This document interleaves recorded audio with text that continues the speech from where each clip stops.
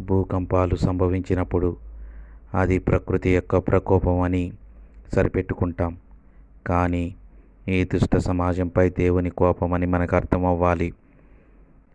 భూమి యొక్క నిర్మాణాన్ని మనం అర్థం చేసుకుంటే, నేను భూమికి పునాదులు వేసినప్పుడు ఎక్కడ ఉన్నావు నీకు తెలిసిన ఎడల దాని పరిమాణము కొలత వేసిన వారు ఎవరో చెప్పుమని దేవుని ప్రశ్నిస్తూ ఉన్నాడు.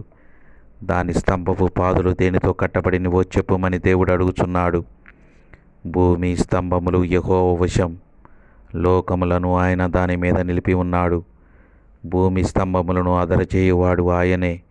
భూమి ఎన్నటికీ కదలకుండా పునాదుల మీద స్థిరపరిచెను, దాని మీద అగాధ జలములను వస్త్రముగా కప్పెను. ఎప్పుడైతే దేవుడు భూమిని కంపించాలని అనుకున్నాడో ఆయన సముద్రమును రేపుచున్నాడు. ఆ సముద్రంపై పీడనం